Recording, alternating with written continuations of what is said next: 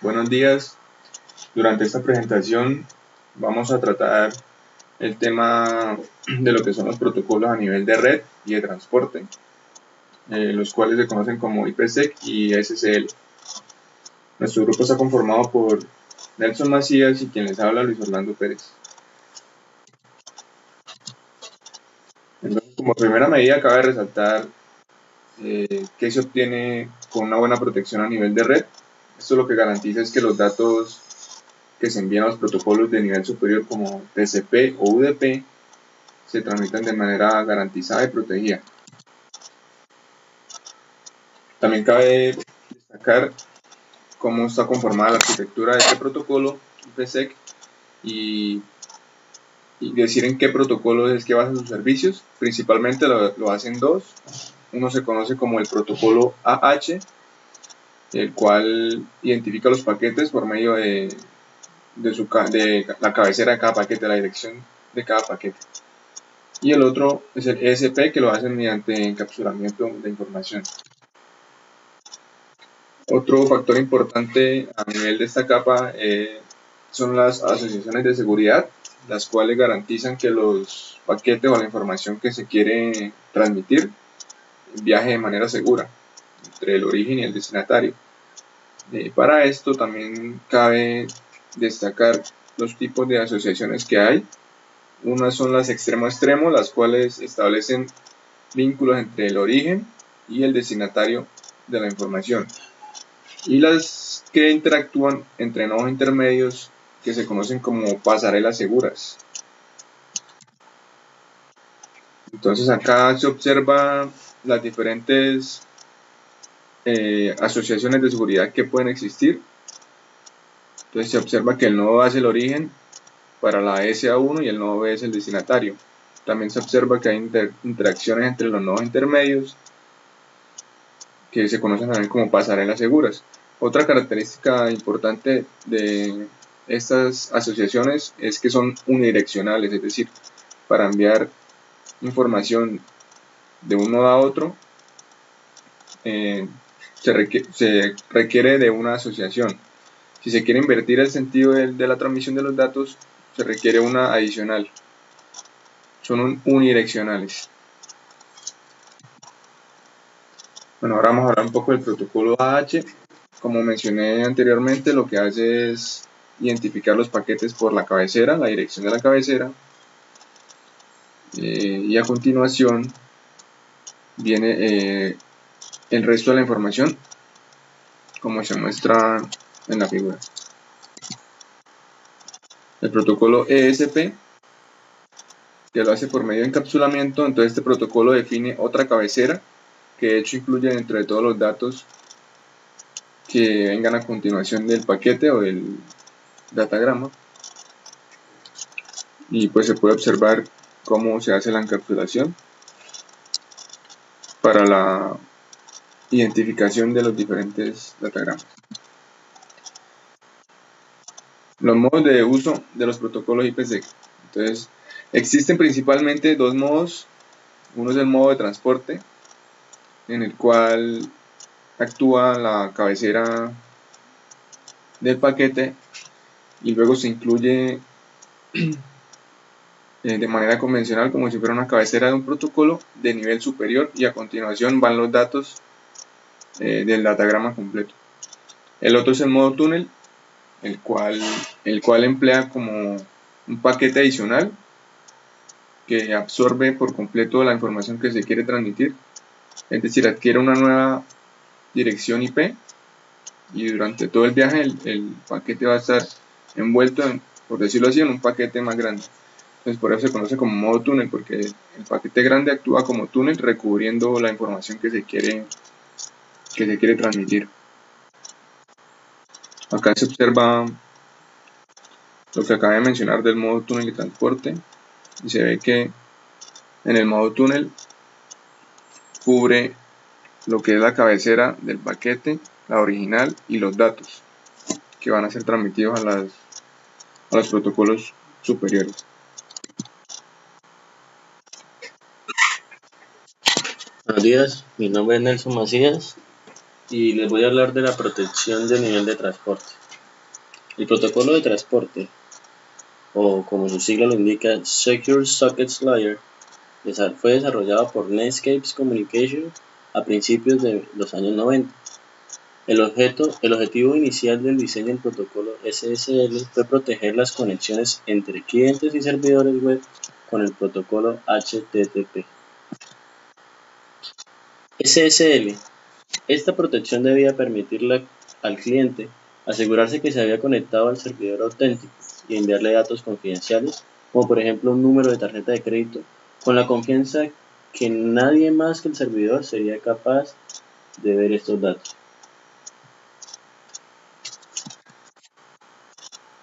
Este es el diseño del protocolo SSL, y el objetivo inicial del diseño de este protocolo era proteger las conexiones entre clientes y servidores con el protocolo HTTP. Las funciones de seguridad no se implementaron directamente en el protocolo de aplicación HTTP, sino que se optó para introducirlas a nivel de transporte. De este modo podía haber muchas más aplicaciones que hicieran uso de esta funcionalidad. Autenticación de identidad. Con un protocolo reto-respuesta basado en firmas digitales, el cliente puede confirmar la identidad del servidor al cual se ha conectado. Para validar las firmas, el cliente necesita conocer la clave pública del servidor, y esto normalmente se realiza a través de certificados digitales. Autenticación del mensaje. Cada paquete enviado en una conexión SSL, además de ir cifrado, puede incorporar un código MAC para que el destinatario compruebe que nadie ha modificado el paquete. Las claves secretas para el cálculo de los códigos MAC, una para cada sentido, y también se guardan de forma segura en el diálogo inicial. La eficiencia.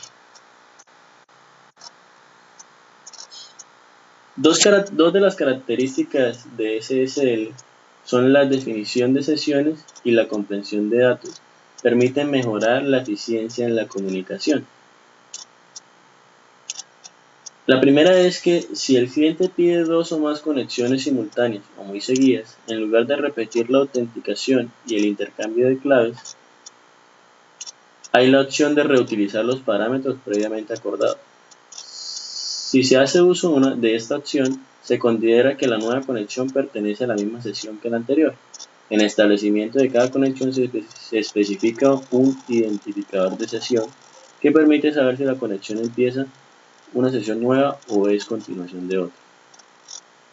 Además, SSL prevé la negociación de algoritmos de comprensión para los datos intercambiados, para compensar el tráfico adicional que introduce la seguridad. Extensibilidad. Al inicio de cada sesión, cliente y servidor negocian los algoritmos que utilizarán para el intercambio de claves, la autenticación y el cifrado. Las especificaciones de los protocolos incluyen unas combinaciones predefinidas de los algoritmos criptográficos, pero dejan abierta la posibilidad de añadir nuevos algoritmos si se descubren otros que sean más eficientes o más seguros. Esta es la estructura de la capa SSL, y se puede considerar que está dividida en 2 subcapas. Como se observa en la gráfica, la subcapa superior se encarga básicamente de negociar los parámetros de seguridad y de transferir los datos de la aplicación. Tanto los datos de negociación como los de aplicación se intercambian en mensajes. En la subcapa inferior, estos mensajes son estructurados en registros, a los cuales se les aplica, según corresponda, la comprensión, la autenticación y el cifrado. Protocolo de registros SSL. Este es el que permite que los datos protegidos sean convenientemente codificados por el emisor e interpretados por el receptor. Los parámetros necesarios para la protección, como pueden ser los algoritmos y las claves, se establecen de forma segura al inicio de la conexión mediante el protocolo de negociación SSL. Este protocolo es el protocolo de registros de SSL y muestra la información que se intercambian cliente y servidor en una conexión normal. se empaqueta en registros que tienen este formato que estamos viendo a continuación. El significado de cada campo pues, es el siguiente. El primer campo indica cuál es el tipo de contenido de los datos. El segundo campo son 2 bytes que indican la versión del protocolo. El tercer campo indica la longitud del resto del registro. El cuarto campo son los datos comprimidos si se ha acordado algún algoritmo de comprensión. El quinto campo es el código de autenticación MAC. Y el padding con los algoritmos y las claves que pertocan. Protocolo de negociación SSL. También es llamado protocolo de encajada de manos y tiene por finalidad autenticar el cliente o servidor y acordar los algoritmos y claves que se utilizarán de forma segura, es decir, garantizando la confidencialidad y la integridad de la negociación.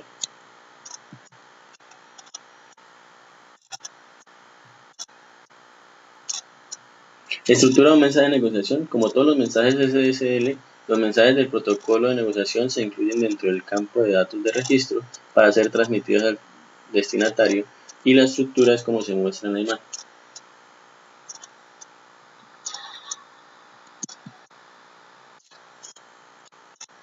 La negociación, esta es una imagen de una negociación de una sesión nueva en SSL y tiene 10 pasos. El primer paso es la petición de saludo o hello request, que es cuando se establece una conexión.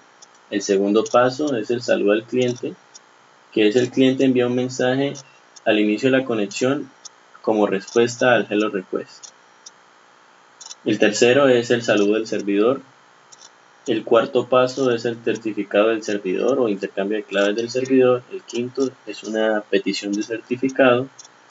El sexto es una FAI o de saludo del servidor, que esto es para terminar esta primera fase del diálogo. El servidor envía un mensaje server hello done. El séptimo paso es el certificado de cliente. El octavo es el intercambio de claves de cliente. El noveno es la verificación de certificado. Y el último es ya la finalización.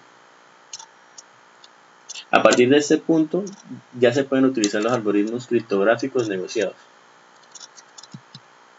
Estos son los pasos a seguir en una negociación que estuvimos hablando anteriormente, que se reemprende, es decir, se toma como una anterior, se reanuda. Y aquí vamos a hablar de los ataques contra el protocolo SSL. La lectura de los paquetes enviados por los clientes y servidores. Este hace referencia a cuando los datos se envían cifrados. Un atacante que pueda leer los paquetes, por ejemplo, utilizando técnicas de sniffing, se enfrenta al problema de romper el cifrado si quiere interpretar sus contenidos. Las claves que se utilizan para el cifrado se intercambian con métodos de clave pública que el atacante tendría que romper si quiere saber cuáles son los valores acordados. La suplantación de servidor o cliente, que es cuando se realiza la autenticación de servicios de servidor o cliente. El certificado digital debidamente firmado por la CA sirve para verificar la identidad de su propietario. Un atacante que quiera hacerse pasar por el servidor o el cliente auténtico debería obtener su clave privada o bien la de la autoridad de certificación que ha emitido el certificado para poder generar otro con una clave pública diferente y parezca auténtico. Alteración de los paquetes. Un atacante puede modificar los paquetes para que lleguen al destinatario con un contenido distinto al original. Si pasa esto, el receptor detectará que el paquete ha sido alterado por el código de autenticación MAC, casi con total seguridad será incorrecto. Repetición, eliminación o reordenación de paquetes. Si el atacante vuelve a enviar un paquete correcto que ya había sido enviado antes o suprime algún paquete haciendo que no llegue a su destino, o los cambia de orden, el receptor lo detectará porque los códigos MAC no coincidirán con el valor esperado.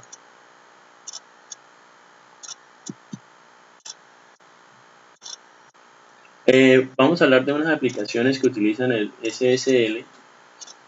Y como hemos visto al principio de este apartado, los protocolos SSL fueron diseñados para permitir la protección de cualquier aplicación basada en un protocolo de transporte como TCP. Algunas aplicaciones que utilizan esta característica son la más común, la HTTP, que es el protocolo más utilizado actualmente para navegación de web segura. y el NNTPS para el acceso seguro a servicios de news. Estas aplicaciones funcionan exactamente igual que las originales. Las únicas diferencias son el uso de la capa de transporte seguro que protecciona la SSL y la asignación de números de puertos TCP propios. Los datagramas en WTLS.